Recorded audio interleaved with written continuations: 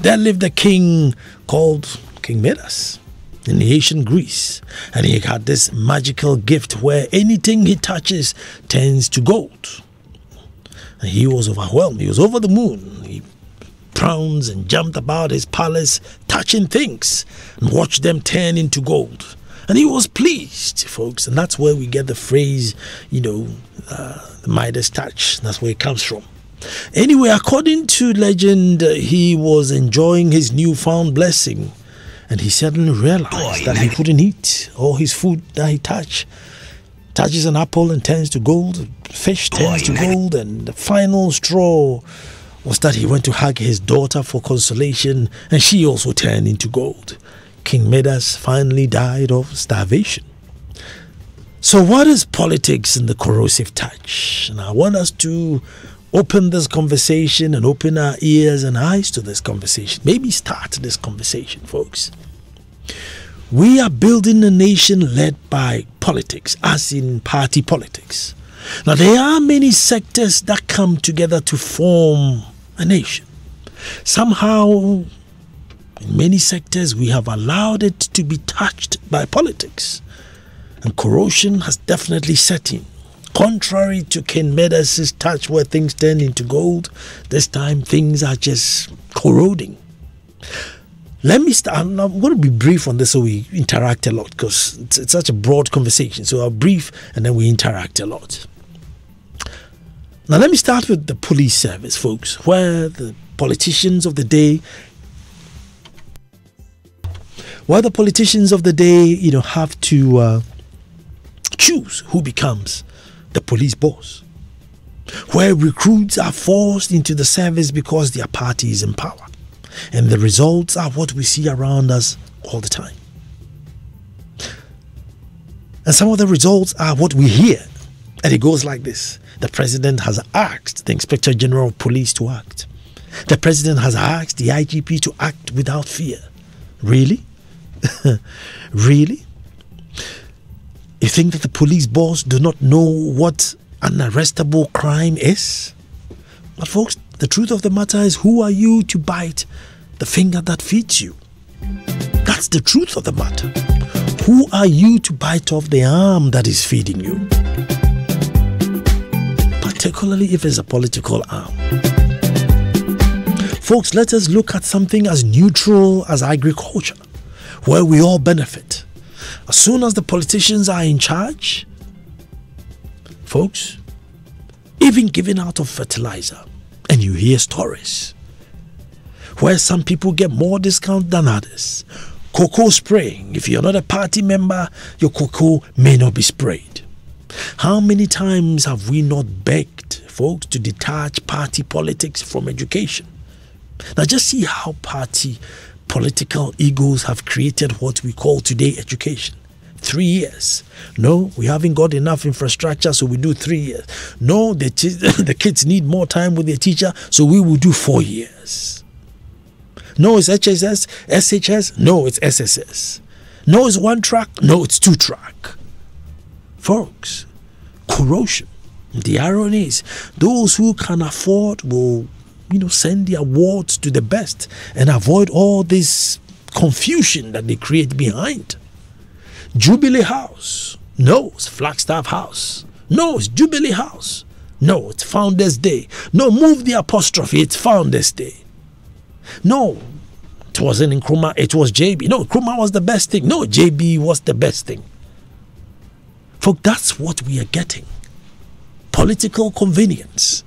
As soon as any issue, it could be literal, it could be physical, but once it's touched by politics, folks, it begins to corrode. Even the day with which we have to choose to become a republic becomes an issue. Unable to decide on anything for the betterment of the nation. Folks, politicians on their own have never ever built any nation on their own. Nowhere in the world. None. Not one. Single one. Folks, we are once again hoping to be the first. Hoping for a miracle that, one day our politicians will wake up and come together and deliver the Ghana that we want. We're just hoping that we'll go to sleep, wake up one day and come, and the politicians on their own will decide that, look, let us deliver the Ghana that we all want. Healthcare. Folks, healthcare has become a gamble for many. It's literally a gamble. You're better off praying. Just look at the sport and the sports fraternity. As soon as it gets political, the whole sector just corrodes. Folks, even in the telco industries, hotels, name it, any industry that gets close to any political circles, and see how devastated it becomes. The duty, folks, the call is on civil society to agitate for the change. However, most of the time, the civil society themselves get touched by these politics, and they too get corroded. But they were the ones that were supposed to inspire in us that anger. They need to get us angry. So angry that the politicians will get the political will to do the right thing and not what is accepted. This is very important. The political will to do the right thing and not what is accepted. Folks, the way our system is, by the time one attains political power, it is almost impossible to do what is right. With our system, you have to do what is acceptable for the core voters. And you can't build a nation with acceptable things. Folks, nations are built on what is right. And here we are, in a fix, a populace who are totally immune to anger, cannot unite for a cause of Ghana under no circumstance. Well, unless Black Stars are playing, or if unfortunately you lose a big one, we are able to come together. But for development, major things like education, infrastructure, real development, we are never ever together. Civil society cannot get us going. And politicians are having a field day with their egos. Folks, they are having a field day with their egos. Well, if you make it 3, I'll come make it 4. If you call it Jubilee, I'll come and call it Flagstaff. They're just playing with their egos. Systems are corroding. But we live in hope that without the pressure and agitation, it may happen one day. Even though there's no written records or proof that anybody has been able to do it. But we live in hope. Folk, we can defy all the norms, all the rules, and go against the grain, and still we are hoping that we shall win. And still we are hoping that we shall win.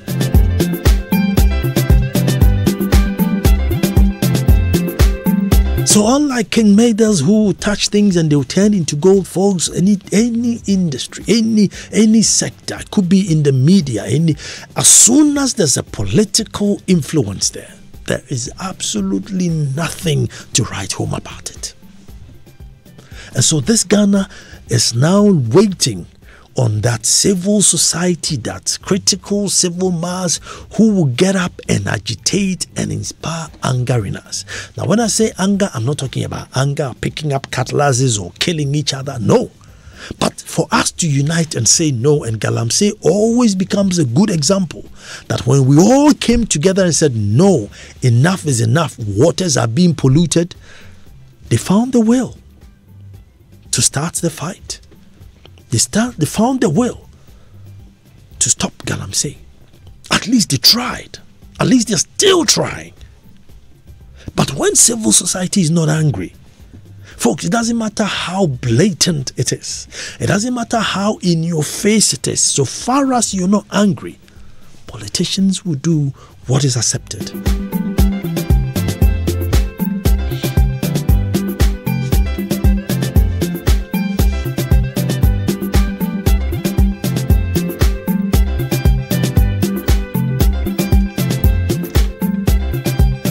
So folks, I just want us to find out why we dream the dream we dream. That against all odds, we are special and that God would come and somehow deliver us. So here we are, with politicians at the center of affairs and civil society fast asleep. And we are hoping that at the turn of the clock, that one dawn will wake up and they will deliver to us a Singapore or Malaysia or, all the enviable states that we always mention.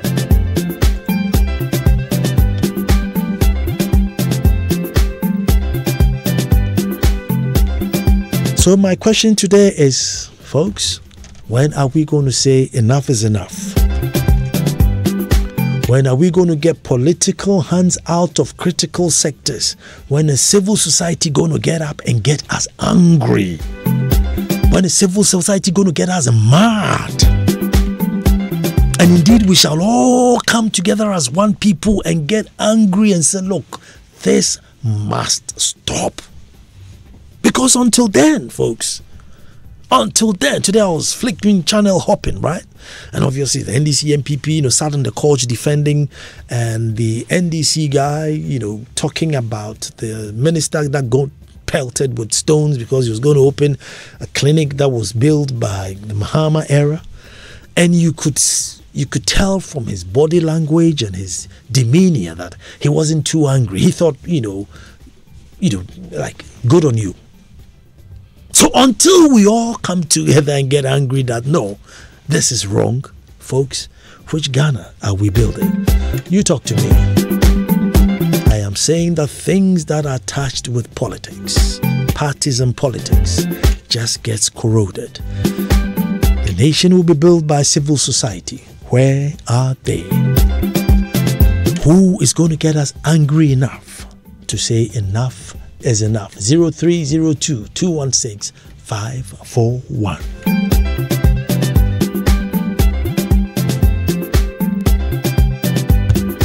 And keep your WhatsApps coming. It's 0244 340 437.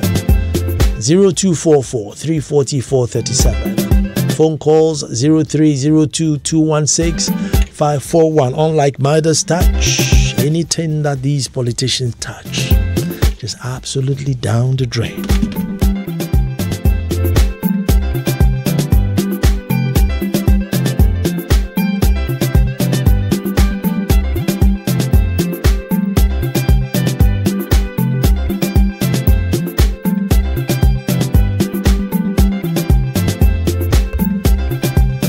This one has no name. It says, Nana, until the technocrats desist from politics.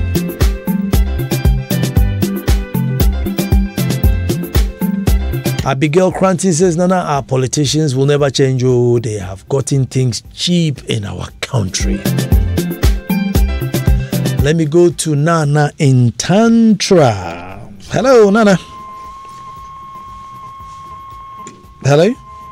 Hello. Nana. Yeah. You're on air. Good evening. Good evening, Nana. You're on air. Okay, so talking about who's going to get us angry, I believe is the youth. For me, I think we've been joking with everything and anything. We need to start getting angry as youth. This is what will keep our leaders on their toes. Thank you. Thank you very much. Hopefully the youth would get up and agitate. And sometimes I get so sad when I see the youth dabbling in the things that are wrong. And I remember I did a show and I said, look, don't use the manual we are leaving because that manual is absolute rubbish. Don't even touch it. And so sometimes I get agitated when I see the youth, just following to the steps. I get sad. But maybe there are some critical youth out there who would get angry one day. Hello, Mahmood. Yes, Nana. Talk to me, my brother. Yes. I think in Ghana, our problem is that we are all pretenders. We don't want to face the facts and the truth. When you see the wrong thing and you try to point it out, the society rather thinks you are the bad guy. But what we forget is that not until we all start pointing out all the wrong things and all the wrong people, we'll end up not getting anywhere. So for me, politics, I don't think it's as corrosive as we are seeing it. It's just because the actors have made it corrosive. Because if we are able to point out all the wrong things, no matter where you belong, whether you are NDC, NPP, especially this is the time, if your government is in power, you should be able to stand up to all the wrong things, no matter the situation. You see, but once we are not able to do that because we are looking at somebody is trying to be looked at and be favored by giving a position somewhere because you think if you say, they will see that, oh, you are not supposed to be among us. They will sideline you. But that should be the case. You say it and then they don't give you anything, but you continue to say it. You will get a few people to join you, and with that, we can get somewhere. Thank you very much, my brother. Dramani is next. Hello, Dramani. Oh, the call dropped. Call again, 0302216541. Only if we have love for Ghana, we will strive to build Ghana. But current crop of Ghanaians hate Ghana enough to love their own nest only. My pocket is far more important than national good. This is Makosbi Anthony. Let me talk to Kofi. Hello, Kofi. Yeah, no. Good. Where are you calling from? I'm from Accra. Good evening. Good evening, my brother. You are doing very well. I hope our leaders will recognize that. And thank you for doing Kofi Annan for us. Blame him because he made the whole blacks popular. Yeah. Coming back to your issue, the whole thing is that we are poor. Poverty is disease. You are working for the state. How can you criticize the state? As you said, we need to go back to science. The whole world, the black diaspora, there's no black country that can produce tools, common nika, bicycles, all over the world, wherever blacks are ruling, where blacks are living, we import it from our white folks. We can't turn the resource on the soil to create wealth. And once you are poor, you are a beggar. A beggar has no choice. So your leaders, you can't criticize them. So we should go back to science, technology, and let's start creating wealth. And then we'll be bold enough to criticize our leaders. Thank you so much. Thank you. But that's why I'm getting. Why aren't we getting angry? I mean, yes, we talk, and it's good to talk. Sometimes people even get angry with me. Oh, no, you talk too much, you raise all these issues, and you go and sleep. But why don't we get angry? I mean, with Galamsey, we got angry. Every radio station, every TV station, every civil society, everybody was on Galamsey until the government said, look, you know what, enough is enough to the president. He said, look, I'm putting my job on the line. You know why? Because he knew we were behind him. Why don't we get behind him, or civil society get angry with different sectors of society? I'm going to down. Someone, Jackson is there. Hello, Jackson. Yes, Nana, good evening. Good evening. Thank you for the good work you are doing for Mandangana. Yeah, thank you too, my brother. Yes, and I want to thank multimedia for the good work they are doing for this nation. Now, the whole thing is simple. It's we, the citizens, we are fooling for our leaders. That's why they are doing what they are doing. Why, when you reach election time, they are doing some roads, and the road, let's say, left 1 week to complete the road. Even in the night, you see them with the light doing the road, and because they know that if they don't complete it, people won't vote for them. So if we, the citizens, we decide, they will change their mind. So for me, I always blame we, the citizens. Thank you very much. Ras Ray Omarmu says, Nana, I agree with the caller who says Ghanaians are pretending, because even those who are calling themselves are Christians. I know, but you see, it's not a Christianity thing here. I'm looking at civil society. So whoever you are, whether you are even atheist, you're still in Ghana. You're still in Ghana. So why don't we get angry at things? I'm sure if I were to open the lines or ask questions about things that have got political involvement in it, and you look at the results, there's nothing to write home about it. In Mataiko is Kofi. Hello, Kofi. Kofi. Hello. Yes, sir. Kofi. Yeah. Good evening. Good evening, Kofi. And how are you? You are doing great. Okay. Thank you. You were talking about politicians. I want to ask you, how many are the politicians? Okay, they are in the minority. Yeah. And so the problem is with us, the people. Until we start holding our leaders accountable. Okay, so that's why I'm saying, why aren't we holding them accountable? That is the point. We are so polarized as far as politics is concerned. Okay, so it's my party. So excuse me, whatever he's doing is good. If it was the other person, then it's bad. They will take us for a ride. So I am saying that what is happening to us as now, we have made it. It is our fault. If we stand up now and you said we should get angry with your leaders, get angry with your party that is in power, that I voted you. Show me your friend and I'll tell you your character. You can't do this. This will not help us to retain power in the next elections. So we need to sit up and do things differently. They will sit up. But if you are just following them, they are doing the wrong thing. You don't want your party to be exposed. So you are just following. They will take us for a ride. And this is where we will find ourselves. So I blame Ghanaians. Look at the civil society. Look at how quiet they are now. What is fuel prices now? 4.9. And they are quiet. When it was 3 point something, look at the hell that broke loose. I mean, I'm just saying that if we Ghanaians fail to sit up and hold our leaders accountable, we will remain in this situation.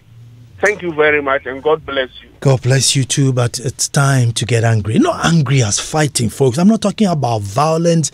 In the Galamsey issue, nobody lifted an arm, but we were angry that no, enough is enough. So they sent the forces who do their job more, in a professional manner to stop it. But I have Dramani on the phone. Hello, Dramani. Hello, good evening, Nana. Good evening, my brother. This is Dramani Gramado, calling from Kokomeme. Talk to me.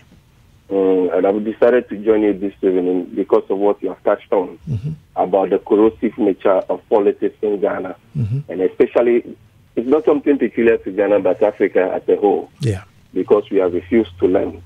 And there's this thing that somebody said about a century ago, a British poet, Samuel Taylor Coleridge, because I know, Nana, you are a man of erudition, and I believe you have come across this man through your learning. He said something that the dwarf can see further than the giant if the dwarf mounts the shoulder of the giant. The dwarf in this case is the Africa or Ghana. The giant is the developed countries. We have refused to mount the shoulder of the developed countries so we can see further even than they themselves.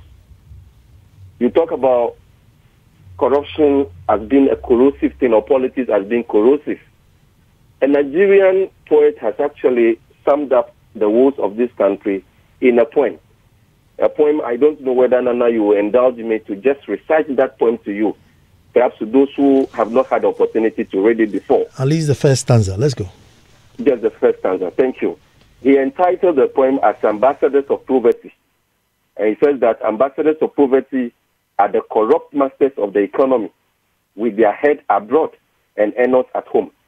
Patriots in reverse order, determined merchants of loot, who boost the economy of the colonial order to impoverish brothers and sisters at home. Ambassadors of poverty are the saviors of the people, saviors in quotes, office loafers in the guise of workers, barons of incompetence with kleptomaniac fingers and circling filaments, position occupants and enemies of service, locked in corrosive war of corruption with their people's treasury and killing their future. You have actually asked me to just give you the first stanza. I've given you two stanzas, please. The second stanza. Thank you very much. You should have given me this poem to even do the show with. It seems to sums up everything that I am trying to say here. But the bottom line is, we need to get frustrated. I have a text here. It says, too many Ghanaians ubiaraba sa amanfua bre and feel hopeless. But that's the danger. Why are we feeling hopeless in the middle of the road? Bright, hello. Yeah, Nana, good evening. Good evening, Bright. Nana, one thing which is leading us to these politicians deceiving us all day long is poverty. But I thank God that we will be changing. A time will come, even before a politician will stand on platform to promise a vain promising to this country. They will fear to do so. But we pray to Almighty God that we will continue to be changing for the better time to come. This better time is taking too long. I interviewed KSM last weekend, and he says, Nana, until the people are sick and tired of being sick and tired, they don't move. And I'm wondering, aren't we sick and tired of being sick and tired? Ajimai is on the phone. Hello, Ajimai. Yeah, good evening. Good evening. Yeah, if they say I should give your program another topic, I'll call it critical issues. In fact, these are politicians, when they are making their campaign, they say first. But when they win, then it is their party first. We are in a country whereby when you are not a party member, you don't have access to a lot of things. When this party comes, they say, I'm making this. When somebody comes, they say, oh, I'm changing it. They say junior high school, whereby we're having JSS, what do you call it? JSS. And whatever they do is because of money. I think this to become this, so this is how much I spent. But who is to hold them accountable? They make the law, and when the law is tightening them, they amend the law. They do a lot of things at the parliament there. When they say they should apologize, if they say I should apologize, they apologize. They leave them. So how can we hold them accountable, Mama?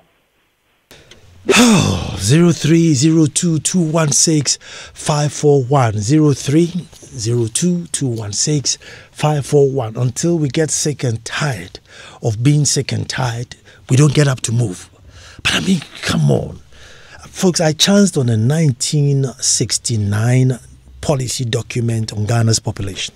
1969. And they were predicting everything that we are going through today. Poverty, health, struggling in health sector, struggling in education sector, all the way back in 1969. And guess who was holding it? An American library. Not even in Ghana. It was being held in an American library. And I'm wondering, we are sitting in the problem that in 1969 they predicted, and we can't see it. They wrote that at the time they were okay with the population, but the rate at which it was growing from 1985 going, we will struggle. And they documented everything. I think maybe next week I have to do a show on that. And today we are in there and we can't see. So I'm saying from 1969 to now, aren't we sick and tired of being sick and tired? This one says, Nana, I think until the day we think of what we can do for Ghana and not what Ghana can do for us, that will be the day of our liberation. Pakojo, I mean, that's the thing. I mean, why don't we, I don't know, are we still waiting for what Ghana can do for us? Folks, are we still waiting? Is there any nation that we can say, oh, well, let's point to this nation, and that nation, when it started, started with multi-party politics and they built their nation? It is civil. Yes, politicians will always be at the helm of affairs, but they should be doing things that we have instructed them to do. But we are not angry. Daniel in Dansuman. Hey, Nana. Yes, sir. How are you? I'm good, Daniel.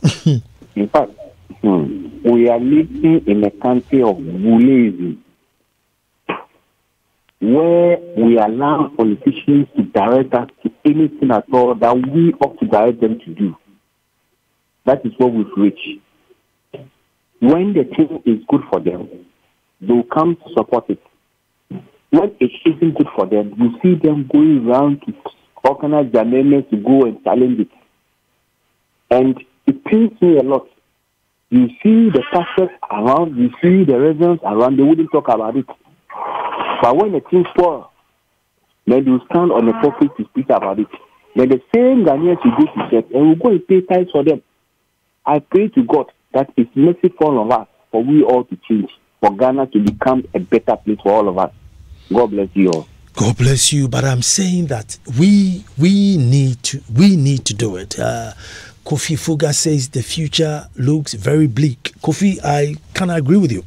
I can agree with you that the future looks very bleak because the sort of systems we are putting in place, it's not enough to face the future. It's too few. It's just not enough to face the future. But still, Kofi, we are not angry. We are okay. You know, civil society is not directing anything. And every nation has said will be built by civil society. Politicians have never, ever created a nation. Not even a hen coop. Politicians haven't even created a hen coop. Unless, of course, they're going to benefit from it one way or the other. It's going to win me vote, or I'm going to look good in the public or something like that. Then fine. Like I said, they'll only do things that are acceptable. But the right things that bring a change, they will never dream of it. The right things that will bring a change, they won't even dare. And so far as we don't do the right thing, folks, where is going to be our Ghana? And if you and I are not angry,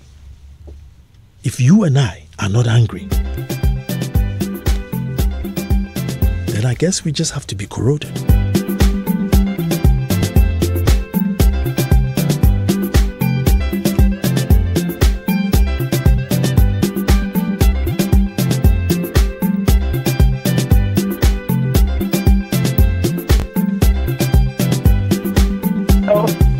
Hello, Ovazu.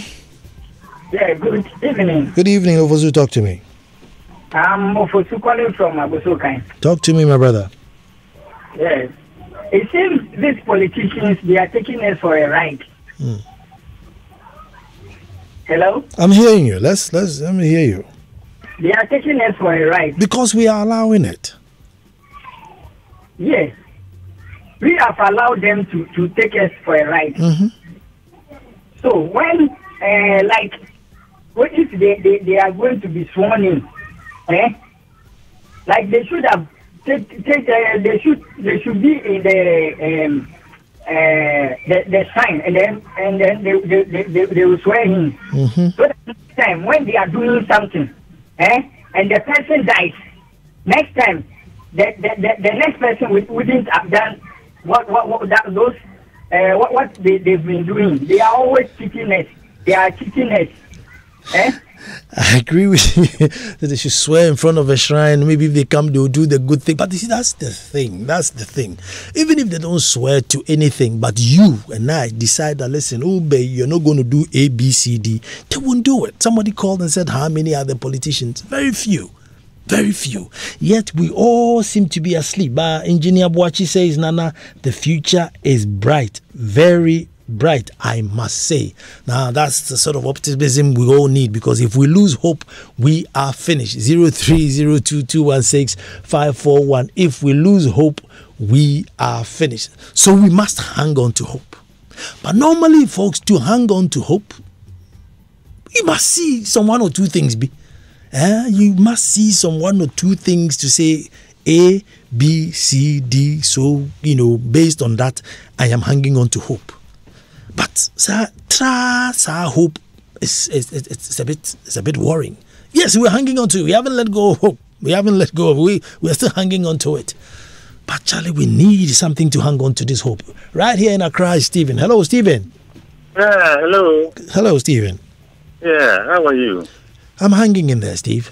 Good. For me, I want to pick it up from the guy who said that the politicians are few. Mm-hmm. Yes, it's true the politicians are few. But then it goes to tell us that it's becoming the nature of the Ghanaian. We are gradually losing focus. All our focus is an attempt to be better than the other, and not what we can contribute to complement each other to achieve for the future generation. Until we begin to think about Ghana as a whole, starting from our children, introducing to them that whatever we are doing, it's not about competing with one another, but giving out your best to the nation and generations to come, this problem will continue to happen. Everybody trying to outsmart the other, trying to look better than the other, and try to be seen as doing better than the other. So we should go back to the roots, try to introduce nationalism to the children who are coming up, introduce to them how to be able to complement the effort of one another, and giving out our best at all times, doing what each can do best to contribute to the nation. I think that's where we should start from. Otherwise, everybody immediately become politicians. Or whoever becomes a politician, it's one of us.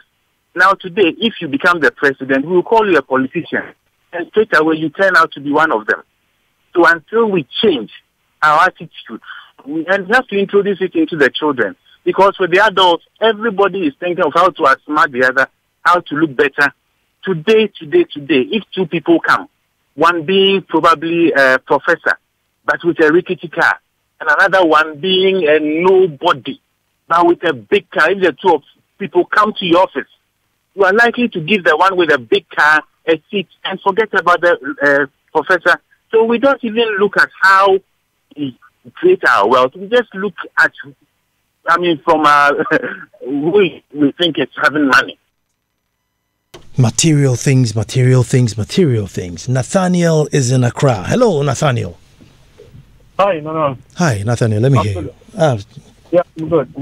I just want to contribute to your show. You're having a nice discussion today. Mm-hmm. So, yeah, I think our problem is, should I say culture? Maybe culture might not be the right thing, but then we have this spirit of, I think our culture doesn't help us in a way, in the sense that we are here blaming all our politicians and everything, but if my brother is to become a minister, I would expect him to give me a job. My mother would expect him to buy her a car, some sense of entitlement once you get into position. So with this in our mind, we keep changing politicians, and every time it's the same thing happening over and over again. Because we change and we put the same Ghanaians there with the same mentality of enriching themselves and their families, expecting all these things from them. So up until the time where we realize, people are not in office to make money and then help their family, but then they are there to serve the nation, then we'll just keep going through this cycle of, Oh dear, this one says, Nana, we need to amend the laws to limit the executives from appointing all state positions in Ghana. Without this, the politicians will always destroy this country to their benefit. It's believed in political economy literature that politicians benefit if a country and its systems are less developed. The future will look better if we limit executive power so that systems will work. Bank of Ghana, Electoral Commission, Police Service, Oil Sector, and the name continues. Let's limit their power. Simple. Freddie, all the way in UK. Good evening, Freddie. But Kwabna is in Pokwasi. Hello, Kwabna. Hello. Yes, Kwabna. Yes, Nana. Mm-hmm. You know, this topic you are discussing is one I'm seriously concerned about, because we have this issue in our universities where they are even talking about accommodation. They are talking about converting halls into mixed halls and whatever. We are running a system, a progressive system in this country, but we know the population is growing day by day. Didn't we know that the country will come to where we are today and the universities will need accommodation? Did we have to sit and wait till it gets to where we are when we had our fathers enjoying one in a room accommodation facility? Today, people even get admission. You don't even get a room. You force your way, you pay big money, you get a room, and then you are done with school, and there are no jobs. It makes you wonder the value we place on education and the value we place on the future of this nation. It is very disheartening, Nana. It is very disheartening. I don't really see where we are going as a country, and I hope maybe someday people are going to get angry. We take this country as a joke. The hope everyone takes there's too much humor in the system. Yes, we need it because of the pressure and all those things, but we have to take certain things serious. When issues come up, we forget about the core of the problem and we make a joke out of it. and then it's swept under the carpet, and the problem is still staying at us. Thank you very much. I'm going to London, and Raymond is in London. Hello, Raymond. Hello, Nana. Good evening. Good evening, brother. Yeah, I'm calling from London once again. I've called you once before. Yes, Raymond. Yeah, Nana. You know what? I think the main problem for Ghanaians to be very angry, right? Mm-hmm. I think I'll lay the problem right down the doorsteps of presenters and journalists in Ghana. Mm-hmm. Every morning when I'm listening to the radio station, not even a single radio station will you tune in, and you will never have a politician on as a guest. You either get the MPP and the NDC, and that's what they do, right? If we have a show like yours, like what you are doing tonight, every morning, or even now you are doing this your show every single day at this very time, you educate the people. You let the people know that, look, this is their right. We don't have to beg politicians to do something for us. No. After all, we didn't beg any of them to come and rule us. They came in because they think they can do something for us. So if you are there, you don't have to go and beg them. It's our right. We have to demand it from them. Right? But here's the case. Every radio station you open, you tune in the morning, it's all about NDC, MPP, NDC, MPP. So everybody listening, all those who are listening, all they get is, oh, I have to fight for my party. I have to fight for my party. That's what they do. Right, Nana? There was one, let me say this to finish up. There was one I was having a discussion with one of your presenters. I'm not going to mention the name.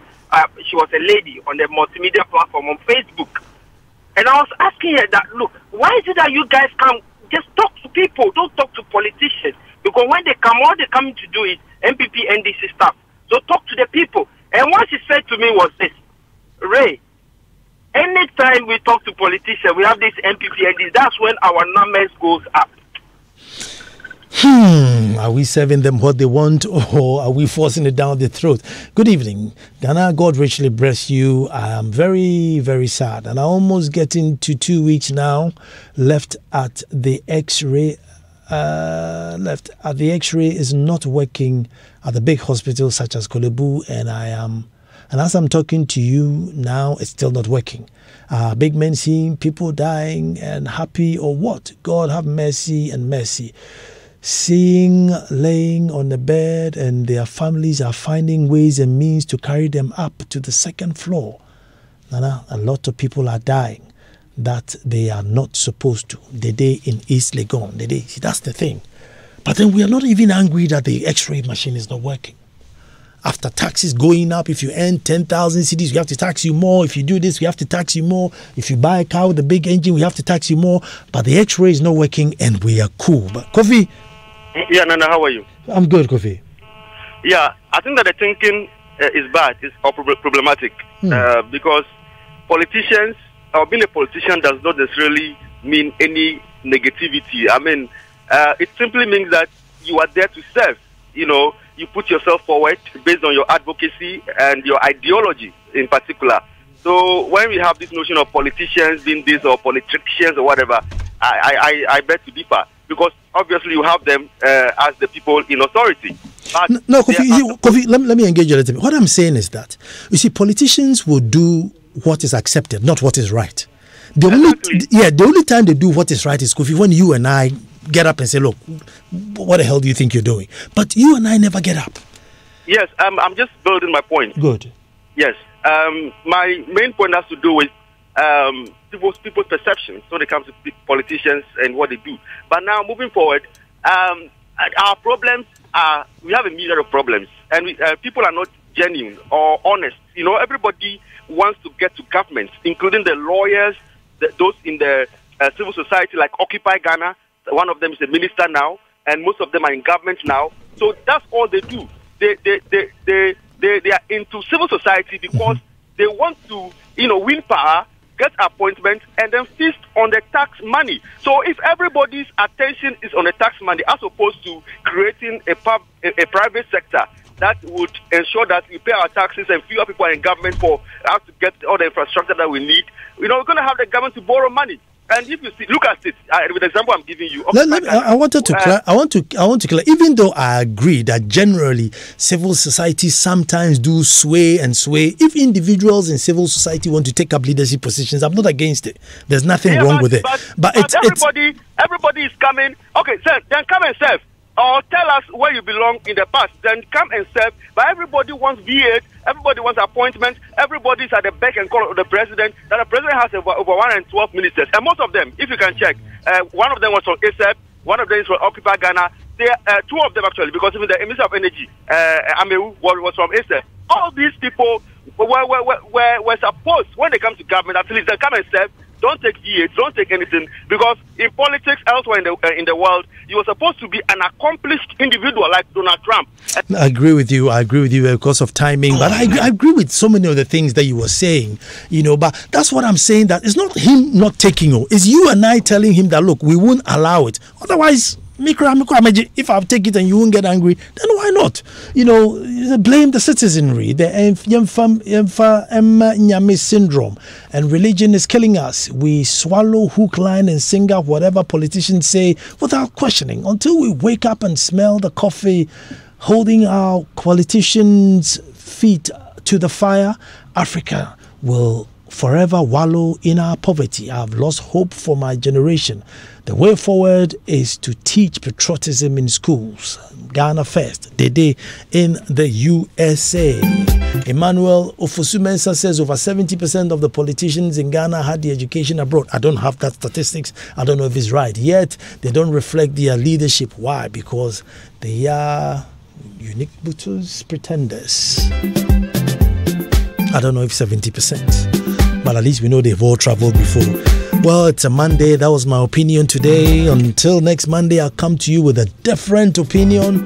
You know what? Maybe we'll go back to population. And I said I chanced on a document, 1969, a population, absolute population policy, Ghana's population policy.